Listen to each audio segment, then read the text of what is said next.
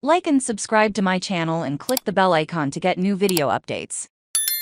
Unvaccinated person with measles attends religious gathering of 20,000. CDC warns, if you re-attending a religious gathering of about 20,000 people, don't bring the measles virus. Just don't do it. If you bring such an unwelcome guest, the Centers for Disease Control and Prevention may have to spend taxpayer dollars to get a Health Alert Network health advisory, as they did on March 3. This advisory came as a result the Kentucky Department of Health confirmed on February 24, 2023, that a person who had never been vaccinated against measles surprisingly got the measles. Although contagious, this individual had attended a religious gathering at Asbury University in Wilmore, Kentucky, on February 17 to 18, 2023, which was attended by about 20,000 people, about 20,000 more people than you should be around. If you are infected with the measles virus, among the steps that the public health authorities must take now or in the past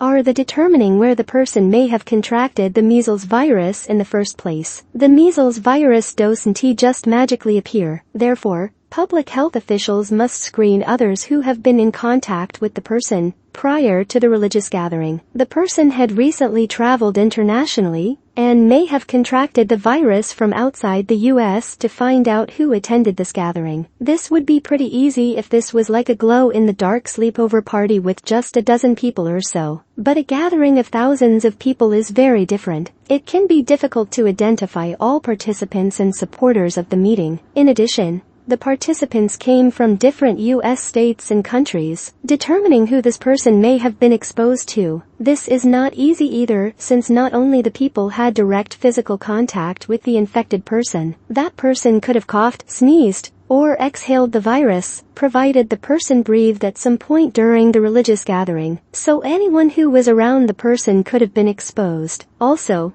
the measles virus can linger in the air or on surfaces for up to 2 hours after the infected person has left the area. Determining which of the potentially exposed individuals have never received the full 2-dose series of measles, mumps, rubella vaccination. If you have received the full MMR series, you are probably about 97% protected from measles. It's not perfect, but it's damn good. If you didn't complete the series because you are a young baby or you refuse to be vaccinated and never got the measles, then you are very susceptible to the virus. The virus is very transmissible. Ensure that these unvaccinated or under-vaccinated individuals remain in quarantine for 21 days after their initial exposure to the individual. It usually takes about 10 days for you to develop a fever after exposure to the virus. Although this can take 7 to 12 days, it usually takes about 14 days for a rash to develop. However, this can also vary between 7 and 21 days. That's why you need to stay in quarantine for 21 days to make sure you don't